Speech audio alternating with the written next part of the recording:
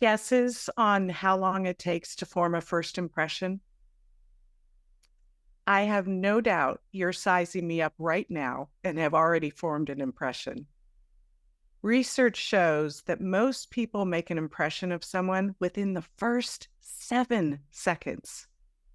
And experiments done by researchers at Princeton have shown that many people can form accurate judgments of others within a 10th of a second. That being the case, the opening of your presentation or talk holds immense power.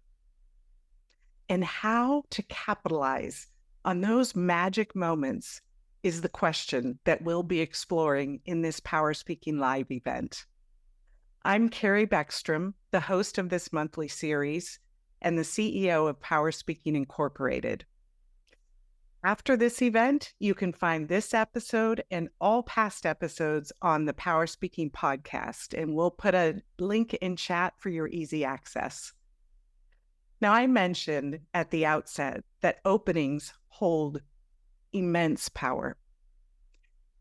It's your opportunity to start strong, engage your audience, and make a meaningful connection. Or you can squander those precious moments you'll never get back. It's a choice, really.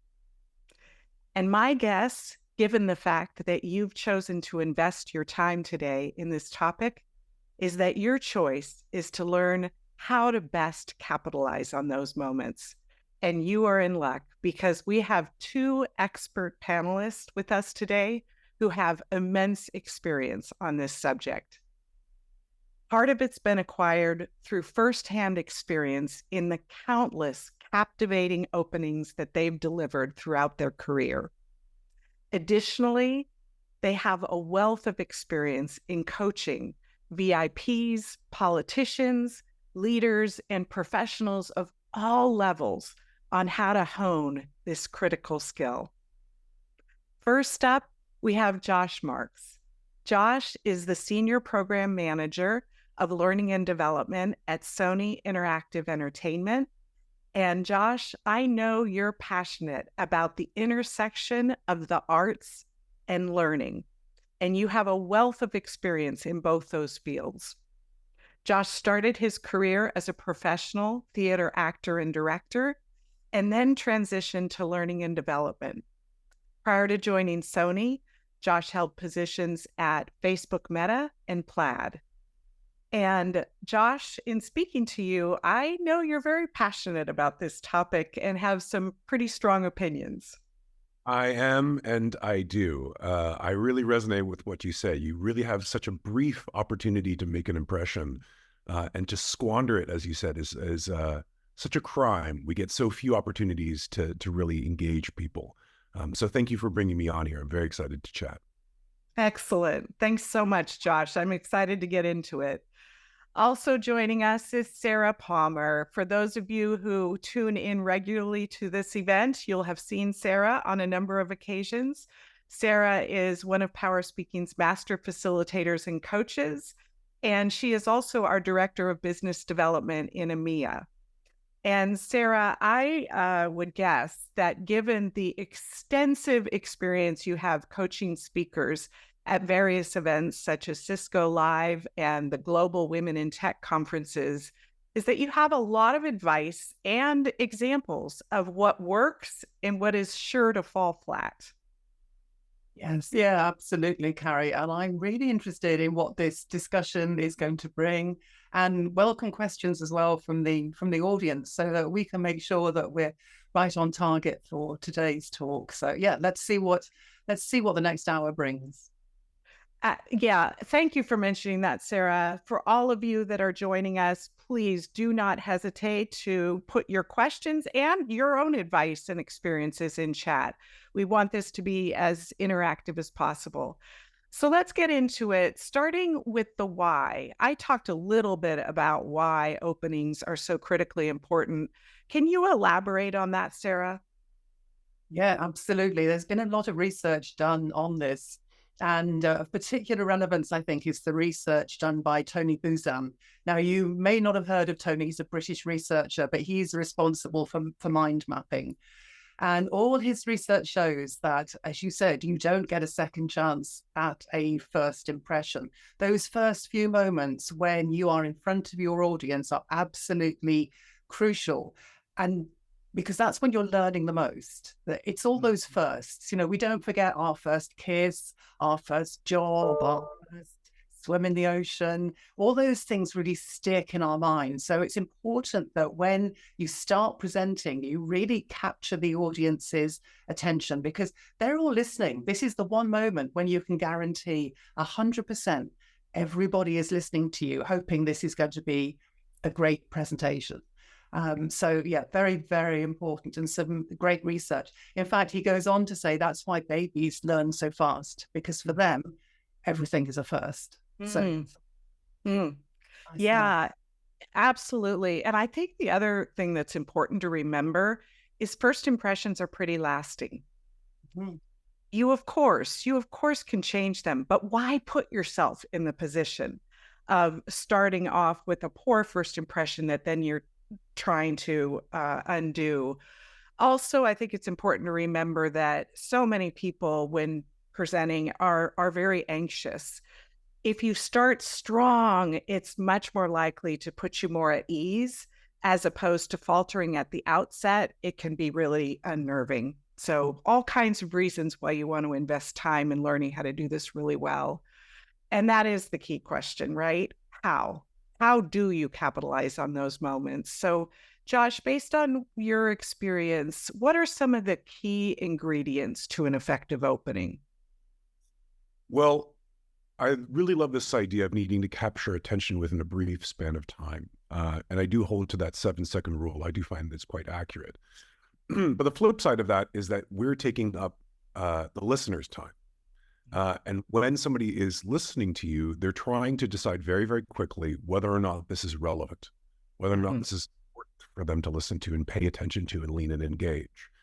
And if you communicate that this is not, in fact, something that's going to be important for them to listen to, this is just another speech, this is just another talk, or even just another product, they'll stop listening and they'll until they move away, they'll start thinking about their inbox or something else that they deem important. And so my most heartfelt belief about openings is that within those 7 seconds, you have to establish relevance. You have to communicate that what I'm about to say is not just about me speaking. It's not even about me trying to communicate my idea. It's about making sure that I'm giving a service, that what I'm about to say is important for you to listen to, and that it's vital that you lean in and pay attention to. I like that. It's vital that you lean in. And part of a reason an audience is going to lean in is if they feel it's relevant, is if it's going to be a benefit to them. How important do you think authenticity is in how you open? Yes, we chatted about this a little bit before. So often I come to talk to clients and they say, "Oh, I should I do this gimmick? Should I stand up? Or maybe if I use a loud booming voice, I'm going to capture somebody's attention." And the reality is that that same mechanism in our brain that's trying to decide whether or not what's about to be said is important for me to listen to. It's also trying to discern whether or not I'm going to be fed a load of BS. We are so inundated these days with information, and our Mhm. brains are trying to sift through what's important to dedicate our energy to and what's not. And when somebody comes across as inauthentic, when somebody comes across as too salesy, we tune out, whether we intend to or otherwise. And that goes along with whether or not you are putting on some sort of artificial suit, whether or not you are putting on a voice or structure that is inauthentic. And very frequently, the work that I do with my clients is just trying to get them back to a sense of ease of being with themselves, so that Mm. the way that they're communicating does not set off that BS meter. And in fact, you can get to the heart of what's happening in that engagement. Excellent. Yeah. Yeah. So, relevancy, authenticity, doing something that suits your own style, I would think really urging people to really lean into their strengths and draw on techniques that are going to uh, take advantage of where people are naturally strong. Right. Good. Okay. So I think it's always helpful to have kind of a toolkit of various types of openers that work depending on the audience, the situation, what is authentic to your own style. Sarah, can you talk a little bit about the various devices that we cover in our workshops? And then we'll get into specific situations and what works and doesn't work depending on the audience and the situation. Yeah, and I think that's important as well to think about the audience before you decide how you're going to start your presentation. Think about who the audience are. What do they need from you? What do they need you to be? Which part of your personality are you going to be drawing on? And really, as Stephen Covey said in that 7 Habits of Highly Effective People, start with the end in mind. Build your whole presentation first, and then when you've done that, you can then decide, okay, how am I going to introduce this? So yes, Carrie, to your point, I've got lots of different suggestions that we use in our training programs. You can share a story, and I think personal stories or a customer story work so well. But building on Josh's point, it has to be genuine. You have to be authentic about this, and just making it up, people can smell that BS. It's almost like a first date, if you like. So those authentic stories are brilliant. The other way you could do it, if telling a story is going to take too long, you can ask a question. Now, this could be a rhetorical question, or it could be a question that you actually want the audience to respond to. So again, think about that style you're going to use in that presentation. If you want it to be really interactive, you want to get the audience up, then get them to answer the questions right from the get-go, or get them to reflect by asking one of those other questions. I read somewhere about a financial advisor who started his talk about retirement just by saying, think about your ideal holiday destination. Mm. You could see they were all kind of nodding. Where would you like to go? Who would you like to take with you? And of course, it was very easy to sell financial planning for retirement because in their heads, they were already there. So reflective questions can work as well. You can quote somebody famous. Mm. One of my favorite ones, as Einstein said, if you keep doing the same things, you are going to get the same results. I realize I'm paraphrasing, but it gets people thinking, well, how could we do differently? So it leads into a talk very successfully. As long as it's not too corny, you could use prompts, you could use props, you can use pictures and all sorts of things. You can get quite creative with this sort of thing. That really is what's suitable for your audience, but something that's going to really capture their imagination right from the beginning. I Can love I? all that. Go ahead, Josh. Oh, sorry. Just to bounce off of that idea, I love all of these different tools that we're discussing, and I think that one important idea to double click on that Sarah brings up is this idea of objective. That when I'm delivering all of these different mechanisms, that I'm doing so with a serious intent to make an impression. That I'm not just showing a picture for the sake of showing a picture, but rather I'm trying to evoke some sort of thought or even feeling within my audience, and that I'm doing so concisely. That if I have some sort of story and it goes beyond those 7 seconds that we discussed, if I haven't dropped to the point of the story within that brief amount of time where somebody's trying to make a decision, then there's a good chance that I might have lost them. Excellent, excellent. You know what you bring to mind, Josh, and we've heard this so many times, but I do think it's really a really effective tool. Back to the audience analysis, to really have clarity on what is it you want your audience to know, how do you want them to feel, and what do you want them to do. And that feeling part is so important to dial into, because if you want them to feel concerned, maybe there's a burning platform issue and there's a sense of urgency to take action, you're probably not going to start with humor. That's not going to be in alignment with the objective that you're trying to achieve.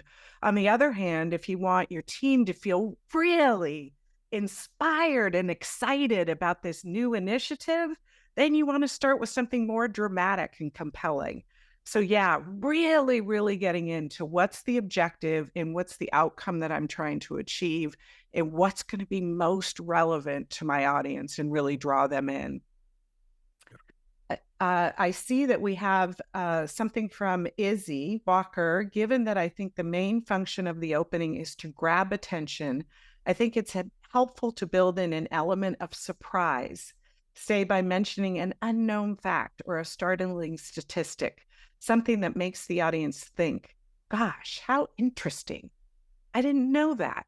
Yes, Izzy, very good point. So the unexpected is also a very powerful dynamic and technique as it relates to opening out. Thank you. Thank you. There's something I was going to say. Oh, Sarah, when you were talking about the various techniques at your disposal, this is also an example where I think it's the opportunity to have some fun and tap into your creativity.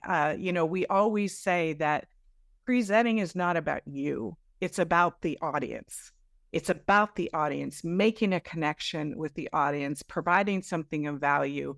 This is a time, though, where you have the opportunity to bring in an element of performance to ensure that that opening is really compelling. And Josh, that makes me think of your fascination with kind of how learning and the arts intersect. And I think this is an example of that.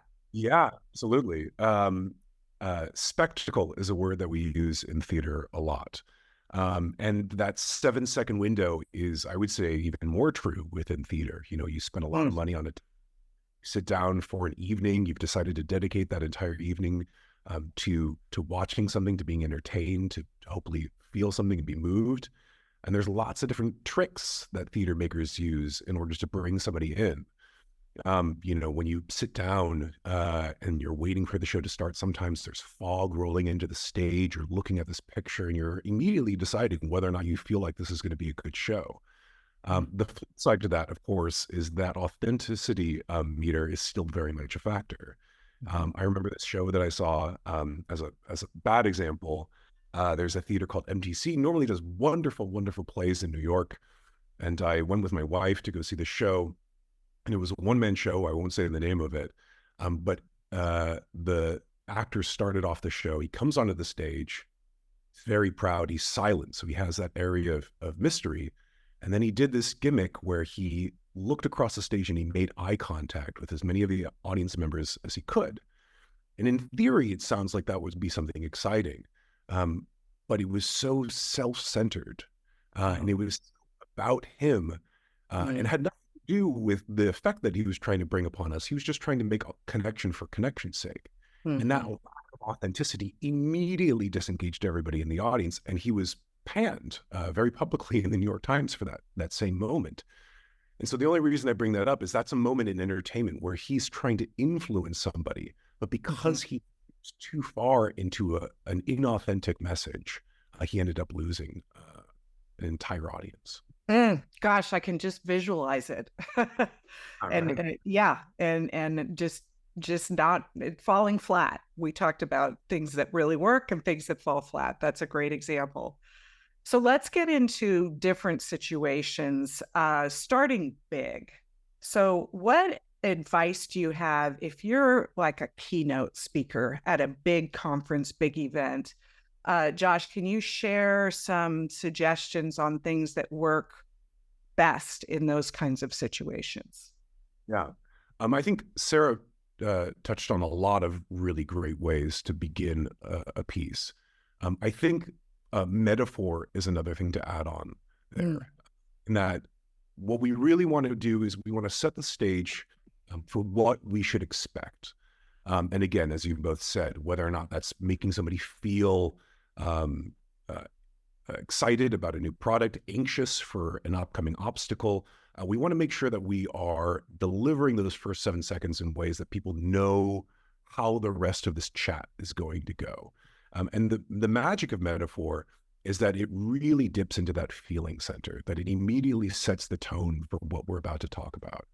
And when going into stories, I love the question that we had earlier about mystery and presenting something that we don't know. Stories and metaphor are a great way to drop those new pieces of information. I remember, I know, Sarah, you worked quite a bit with Cisco. I was working with a Cisco executive, and he had such a fantastic opener. He told the story. I'm going to do a really bad job of retelling it, but it was about Japanese fishermen and how he started talking about, the only fish in Japan is fresh fish. And he told the story about how fishermen would go out and they would fish the seas, and eventually fish started moving further and further away from the island and made it harder and harder to bring that fresh fish back. And then in the story, he concludes it by saying the way that they ended up solving this problem is they would take the fish and they would fill the boat with these fish, and they would fill the boat with ice in order to preserve them. And so instead of keeping them in the nets, they would keep them in the boat. And he said, and the reason I tell you this story is because this is a way that they took what they had and they rethought how to use that. And that's why I want to talk to you about this new product. And automatically the audience is brought in, they've been given that sense of mystery, and now they know why it's important for them to lean in, because we're about to rethink our current resources. And so I only bring that up as an example of how you can use that metaphor, how you can use that story to really take in a large audience. Oh, gosh, excellent. Sarah, what would you have to add? Any examples that come to mind? Yeah, I agree with Josh. You can't just tell a story for the sake of telling it. It has to lead on to the next thing that you're going to talk about. And one that stands out for me, it was in one of the Women in Tech conferences where I remember very vividly, it was Janet Maldonado. I'm sure she won't mind me mentioning her, but she had a fantastic talk about how fast things are changing within the tech industry. So knowing that's where she was going, she just stood on stage, very, very brave move, stood on stage silently. And then the noise, the sound of the modem dial-up, the old modem dial-up, for those of you who can remember it, just echoed around the room. And everyone's looking around thinking, what is that horrible screeching noise? Or why are they playing that noise? And she waited till it had finished. And she said, how many of you know what that noise was? And about half the room raised their hand, and the other half had absolutely no idea. And she said, that is how fast technology is moving. Even within this room, only half of you can remember what that's all about. And then she went on to explain it, and that led into her talk. And because it led into her talk, it wasn't a cheap trick. It was something that was relevant, and it worked so well. Really just grabbing attention and then going on to introduce her topic. I was in the audience, and I can attest to the fact that it was incredibly powerful, and it drew everyone in part confusion, not quite sure what was going on. And then, yes, she centered it, and it was very, very powerful. And I think perhaps you were her coach, Sarah? I think I was, yes. And to Izzy's point, that's a great example of doing the unexpected. That's great. All right, let's take a different type of scenario. Let's say it's a sales pitch. You're delivering a sales pitch. Sarah, what advice do you have on techniques that are particularly effective in that type of situation? Well, let me share a very British one, actually. Years ago, and we're going back to the years ago of British Rail. So anyone from the UK knows we don't have British Rail anymore. But British Rail were renowned for providing a really lousy service. The trains were dirty. Everybody was always kept waiting. Nobody ever informed you why you were being kept waiting. And then when you did get on a train, there wasn't enough room. So a PR company was pitching for business. And as these executives from British Rail arrived, they came into the waiting room of this wonderful, flashy PR company in London, and the place was a mess. There was litter everywhere. There weren't enough seats for them to sit down. And guess what? They were kept waiting. And just at that point where they were about to give up and think, well, we're going, suddenly they said, please come through. And their opening was, that is how you're treating your customers. How does it make you feel? Really powerful.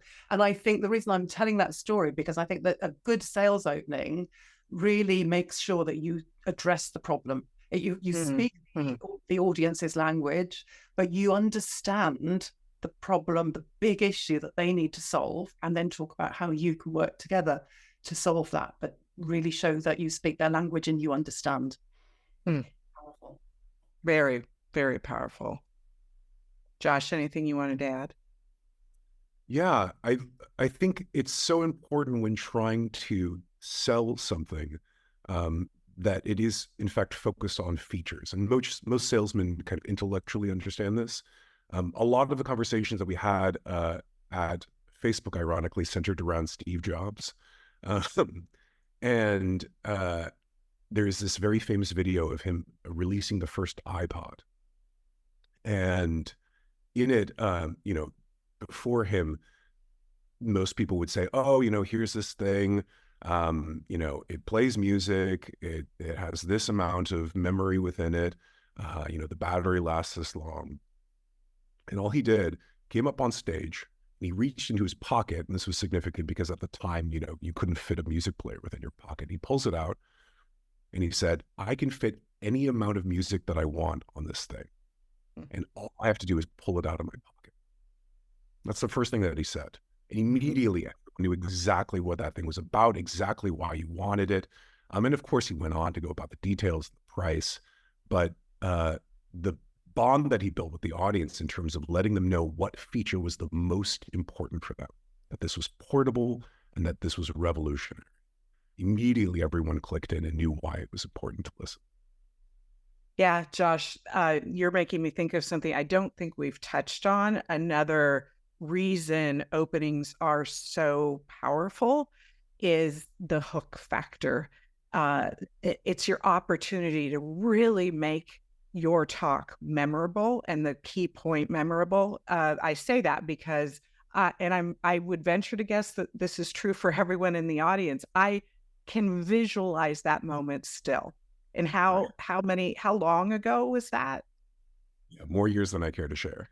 Right. But yet it's still vivid in my mind, that picture. Oh, wow. These are such rich examples. So Josh, let's delve into another scenario. I know you have a lot of experience working with leaders. What advice do you give leaders on how best to open up a town hall or a team meeting? And I know that varies depending on the situation, the objectives, et cetera, but anything you want to, just general advice you want to share? Yes. I think at its core, a town hall or large engagement where you are the leader, of course, follows the same rules as any other engagement, that you have to focus on the why, what's in it for them. And that can sometimes get lost because another temptation is sometimes to dig into the things that are important to you as a leader. You say, oh, I'm really proud of the accomplishments that we've made. Over the last quarter, we've made these kind of gains. I'm really proud of Nancy for, innovating in this kind of a way. And when you're speaking to many people, you have to average out the why. You have to say, okay, well, I'm speaking to, my company of 5,000 people, 10,000 people. What is the thing that they universally care about? And that's going to require a certain amount of research, a certain amount of reflection. But once you get to there, you want to start at that point. A few years back, I was working with an executive who was going through a bit of a rough patch. And he started off his town hall, I was working with him in the same way. He says, I really want to congratulate everybody. It's been an amazing year. And I stopped him. I said, has it really been an amazing year? He says, well, not really. I said, I don't think that you're going to be able to pull that, Hmm. you know, not going to be able to throw that blind on them. Why don't you acknowledge by say, hey, I know that this last year has been really rough for us all.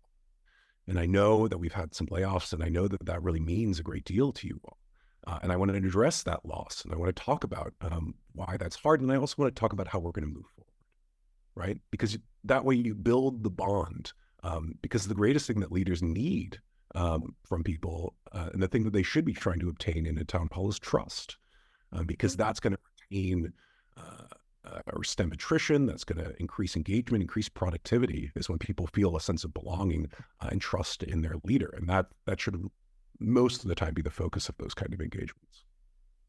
Gosh, you just described such a powerful element of coaching to how you really challenged him. Has it really been a great year? Yeah, thank you. That's such a really great example. And it also reminds me something we talk about as it relates to how to connect with a very diverse audience, representing cultures from all over the world. And one of the powerful tools is stories that have universal themes that people can relate to no matter where they are in the world, what their background is, etc., such as love and hope and fear. We can all connect to those universal themes. And I also think it's so important what you said, Josh, about one of the key things you're trying to achieve as a leader is to gain that trust. And if you're not authentic, you're not credible, you've lost it at the outset. Very good. Catherine says, in the case of the PR company working with British Rail, how would you weigh the risk of angering the clients versus the impact? Really good question, Catherine. Absolutely. Yeah, it really comes down to know your audience. This was a huge risk. Obviously, it was a calculated risk, and I do know they got the business afterwards, but not immediately. They had some very cross people, but that was kind of the point, because they did realize that that is how their audience, customers like myself, were feeling about their service. So yeah, it was a risk. I'm not recommending you all go out and trash your reception and don't give visitors enough chairs, but in that particular case, it worked. So you have to know your audience and take that call. Mm-hmm. Just Mm-hmm. to Yeah. with that, I do think that, in like anything, no risk and no reward. That impact in itself is risky, and trust is risky, and to play it safe, especially within the case of an opening, yields you a certain degree of success that will be moderate in comparison to a more risky, bold take. Yeah. And particularly in sales, you don't always want to tell them what they want to hear. Sometimes you have to do that. You have to show them how things can be different and challenge them on the status quo. So, it's a tricky one. All right, let's talk about one more scenario that I'm sure is relevant to a lot of our audience members, and that is how to effectively open a presentation being delivered to decision makers, to the C-suite, for instance. When it comes to effective openings, what are some important considerations, Sarah, in those situations? So this is an area that we at PowerSpeaking have done a lot of research. So I'm very confident in saying, when you're speaking to executives and you're pitching an idea, they want you to get to the point. They do not want you to entertain them. They don't want long openings. They don't want huge stories, because they're all there sitting there thinking, what do you want from me? And what impact is that decision going to have on the business? An opening should be no more than setting it in context. Last time we met, we discussed problem X, and today I'm here to propose a solution. Get straight to it. What is your solution, and what's the impact going to be on the business? But I wouldn't spend a long time with a grand opening. It's not about you. It's about the decision that needs to be made, and you don't want to waste executives' time. Mm-hmm. Mm-hmm. Does that resonate with you, Josh? Yeah, absolutely. Executives have such precious amounts of time. There's so many people vying for attention within any given day. And in the same way, you still have to build relevance. You still have to let Mhm. them know you're about to suggest has a lot to do in terms of granting that executive a certain degree of success. Mhm. Fastest ways to do that is say, hey, I know that one of the things that we're working on right now is this, and that's why I want to talk about this. Mhm. Mhm. That conversation doesn't need to last more than 2 minutes. Yeah. Um, then, of course, if there's follow-up questions, you can present the piece of data, you can tell that story, you can give that anecdote, but you want to let them know what it is that you're suggesting and why it's worth listening to. Great. Thank you. Rachel asked, how about sharing a customer story to illustrate a big problem? And I'm assuming the question is with relation to presenting to decision makers. Yes. Yeah, absolutely. I think if you can tell that story quickly, that's the point. Just so that, as Josh said, it's about the relevance. So if there is a problem that's happened, a challenge that's going on, then that's the context, so that they know they're no longer talking about the things that they were discussing in this meeting. Sarah's presenting, this is the problem. Everyone's fully focused, and then you can get into it. So yeah, for context setting, I think that's absolutely fine. Yeah, I agree. As long as it's done quickly and efficiently. It could also doesn't necessarily have to be at the opening and setting context. It could be in the body of your presentation as an example of your evidence or to substantiate the importance of taking action. I Yeah. think just to go with that, the beginning of an engagement doesn't always have to be the climax. Mhm. All good stories, all good engagements have beginnings, middle, and ends. And the beginning is really setting the stage. It's saying, here's Yeah. why I'm going to, here's why you need to listen. And that can be done through a variety of mechanisms, but you still have that middle.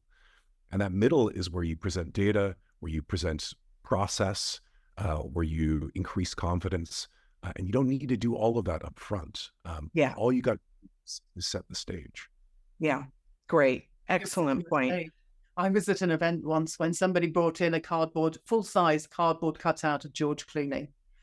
Never mentioned why. Went through their presentation. Everyone's on the edge of their seat thinking, well, why is George here? And then when it got to the Q&A at the end, somebody actually raised their hand and said, what's George doing here? And the answer was, George is here to make sure you keep listening right till the end. And it was just a very clever way of linking that start and the end with humor, but it was different, Yeah. I might question whether or not that would be distracting, but certainly both. Certainly. Depends how you feel about George Clooney, I think. Yeah, exactly. That is indeed a unique example. All right. I want to get into what not to do in just a minute, but let's first take Chris's question. What should you do if you open and then see that you made a mistake and the opening isn't being received well? Oh, I'm so glad you brought that up. This happens. This happens. What advice do you have? Well, I think, first of all, you mentioned something really important earlier, that even if you miss the mark at the opening, it doesn't mean that you're doomed. You are currently working at a disadvantage, and it is harder to win back an audience rather than have them at the get-go. But that being said, I think it's important to, first off, manage adrenaline, to breathe, remain calm, and to try and connect. That if you miss the mark in terms of speaking to what's important to the audience, that you can modulate. You can say, well, maybe that this isn't quite right. And it's important to have that flexibility. It's worth noting, and I'm sure most of your listeners are aware of this, but working off of a script can be really detrimental because it doesn't give you that sense of agility. And that instead, when I work with my clients, we really focus on creating bullet points of objectives. And that miss an objective, that gives you then a leeway to modulate and refine, as opposed to following any kind of scripted paragraph. Great. Anything you would add, Sarah? Well, I think it's a good way, a good reason to avoid humor, because that's the one thing that can go horribly wrong. So if you have to ask yourself, am I funny? Don't even start going there. Don't plan to be funny.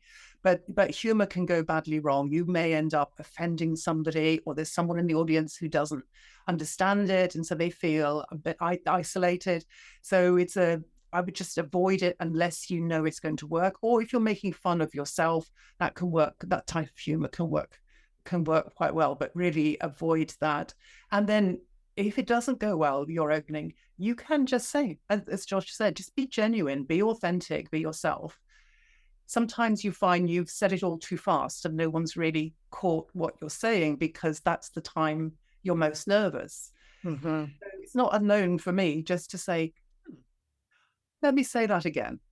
Mm-hmm. And then slow it all down. And nobody remembers that you've said it too fast. They forget that mistake very quickly because they find authenticity endearing, and it's a really good way of being able to connect. Yeah.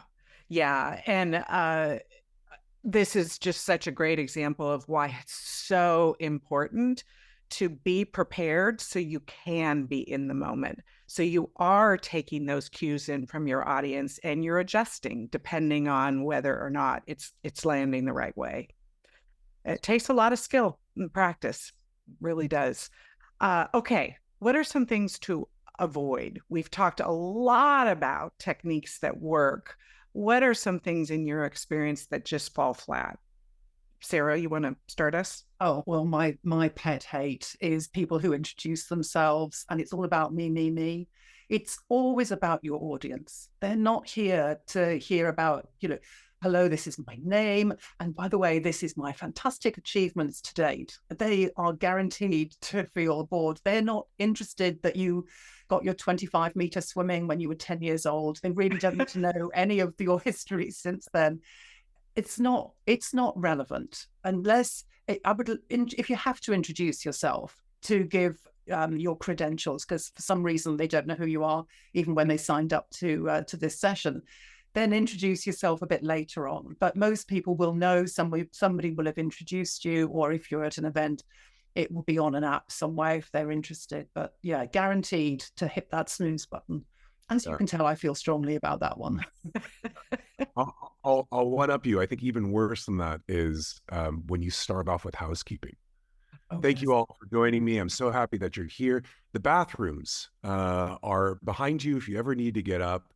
We are going to have lunch in an hour. You're starting with all of these different things that aren't about why we're here, why we're sitting down, and why we ultimately need to listen. So yes, making sure, cleaning out all those different pieces. And as Sarah said, you can get to that later. It's absolutely vital that people know what the schedule is, what the agenda is. You can get to that after your opening or your ramp. But certainly don't waste those first 7 seconds on that information. Yeah, I agree. And the other one is, it's lovely to see you all, but so nervous. So nervous about this. I mean, that's not going to go well because you can feel already the tension in the audience. They're getting nervous, which makes you feel even more nervous, etc. So yeah. The last thing you want to do is make your audience feel uncomfortable or concerned for you. You imagine if your brain surgeon said that, you just wouldn't go there, would you? So it's interesting. I've seen a lot of people deal with that by saying it out loud. I was once working with a client where she'd come up and she'd say, I'm really nervous. And she felt like that was her sharing her authentic self, which is a valid tactic. But at the same time, you're setting the stage by saying that this is scary for me. And now all of a sudden, what the audience is focusing on is the fact that they want her to feel better or they're worried about her. And it certainly degrades the overall level of confidence within the engagement. Exactly. Yeah. Well said, Josh. Izzy brought up another one. Also, fumbling with the tech is a great way to turn people off. Such an important point, and so much. It's so relevant in today's environment, especially when we're doing so much virtually through the use of technology. Well, I have to weigh in here because you haven't covered one of my biggest pet peeves. And this is especially relevant if you're at a conference and listening to a number of speakers throughout the day and you kick off, is everyone enjoying the conference? Or how was lunch? Did you enjoy lunch? Oh, it's it's maddening and almost it just almost makes me super irritated. Like, this is I'm taking up an entire day of work to come here and to try to learn. Don't waste my time with those irrelevant things. I'll partner that with a theater anecdote. Sometimes you'll go to a show, and the producer will come out, or the artistic director, and will say, "Are you all excited to be here?" And people will say, "Yes, yes, yes." And they said, "I can't hear you." And every single time it makes me want to leave the theater, it makes me want to go to the bathroom, because it's not my job to be excited for you. You haven't won my excitement yet. And so instead of worrying about me being loud at, at 8 o'clock in the morning before I've had my coffee, why don't you tell me why I should be excited? And then we'll start from there. Yeah, it's also condescending. You're right, Rachel. Yeah. The fact that you double down on it. Yeah, right. Like, you ask the question, "I can't hear you." You're wanting even more input. Yeah, that's a good one. I'll just say one final one, and then we'll get to some other questions. If you're the last talk of the day, I recognize I'm between you and cocktails. Do you know how many times that's been used? Don't do it. Back to doing something original, something unexpected. Okay, so we clearly have strong opinions on this subject and probably have a lot of other examples, but we'll transition to, I think this is a really challenging one. It would love your advice. What if you're opening a talk to an adversarial audience? Josh, what advice do you have in those kind of situations? So in a former life, I worked a lot with politicians, primarily governors and people who were vying for the presidential seat of the United States. And you can imagine, I would say the majority of the individuals that they speak to are people who they have to win over, people who have some sort of opinion about their work, about their policies that they find distasteful, and they want to voice that. And in the same way that we were talking about an executive speaking to a town hall, the best way to build a sense of trust is to acknowledge the difference and to acknowledge the point of view. One particular politician that I can think of had a standpoint on a certain tax bill, and he went to a city that had a very strong point of view about this tax bill. And this politician's instinct at first was to deny it, say, I know that you have this opinion, but here's why you're wrong. And of course, we know reflectively that that's a great way to breed conflict, to increase the fires of the adversarial relationship. And I said, why don't you instead try to understand why it is that they feel this way, why they feel this way about the tax bill, and voice that out loud so that they know that you understand. And then build from that into your standpoint. I know that things have been really hard for you lately, and I know that this bridge is really, really important to you, and yet we're all suffering financially here, that we're all having, it's been a particularly hard couple of years. And that's why I want to talk to you about this bridge, because at the end of the day, it's going to yield this, this, and this, and I want to work with you to make sure that this makes financial sense for all of us. Excellent. And they know that you're paying attention, and they know that you are not ignorant of their point. Great. Thank you. It's a really good example. I like that, because what you're doing is finding that common ground, the things that you can agree on, which makes it a safe. And basically people are doing what Josh is doing now, which is saying yes. And if you can get your audience kind of going yes and nodding right at the beginning, then it's so much easier. Yeah. So most of the advice we've shared assumes that you have time to prepare, that you've thought through your audience, you're real clear on the objective and the outcome that you're trying to achieve. And then ultimately you back into how you want to open this up as effectively as possible. We don't always have time to prepare. It recently happened to me. I was the MC of a conference, and typically the producer would kick off the entire conference. And he came up to me about 10 minutes before the start and said, Carrie, I'd like to mix things up. And instead, I'd like you to go up on stage first and introduce me. I'll go through my thing, blah, blah, blah. So I'm kind of racing, thinking, okay, all right, how am I going to switch things up? So, Josh, what advice do you have for those kinds of situations? Do you have any kind of structure or framework that you can kind of fall back on if you're put in that situation? I do. I've had many clients ask me for elevator pitches, where you get trapped into a room very quickly. Somebody asks you a question about a project or an initiative, and you have to respond in that kind of way, again, with zero preparation.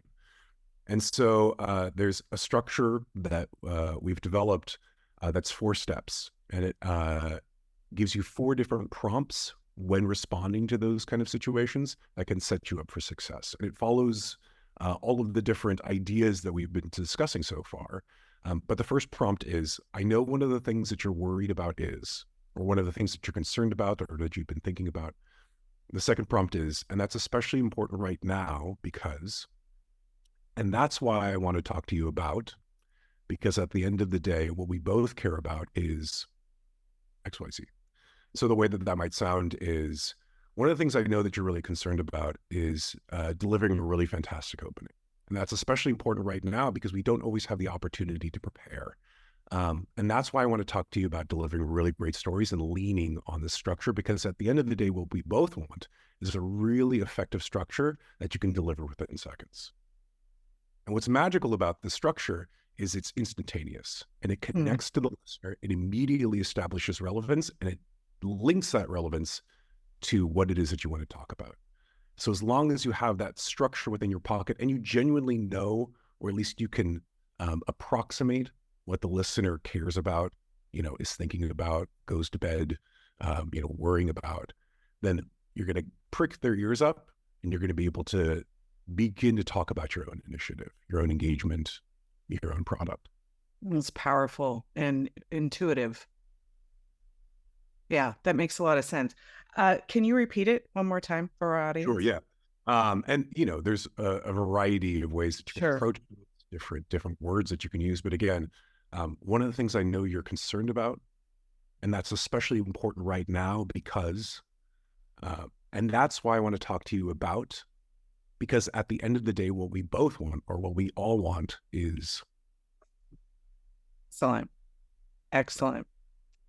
Oh my, we have covered a lot of ground. What I'd love to do is give you both the opportunity to share some parting advice. If the audience remembers nothing else, what's the one thing you want to leave them with? And Sarah, how about if we kick off with you? Yeah, so for this, I'm going to go for a core message for a talk that I gave back in the pandemic.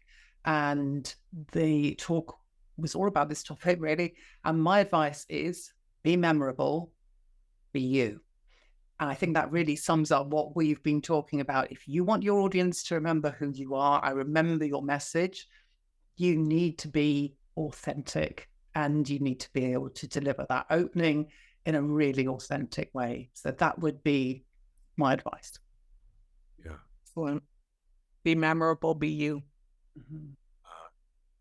I was going to talk about authenticity, but I think because we've touched on it so much, one of the things that I always tell my clients is to focus on the positive, especially when delivering an engagement that might feel high stakes and you're dealing with that adrenaline.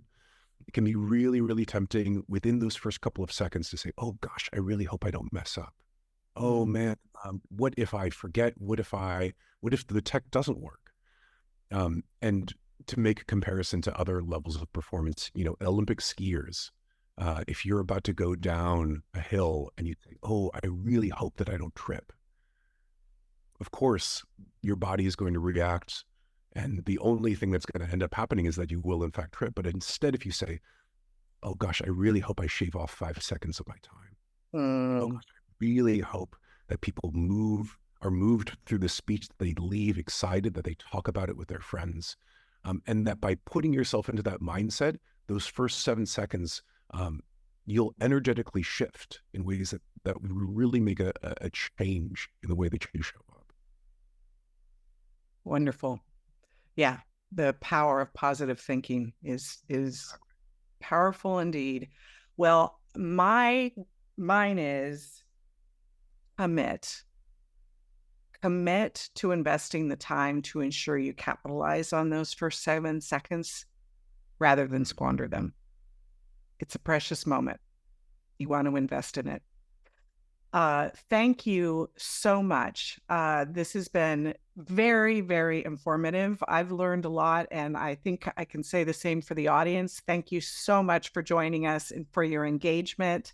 You have a wealth of resources that have been put in chat, including our blog and the podcast, etc.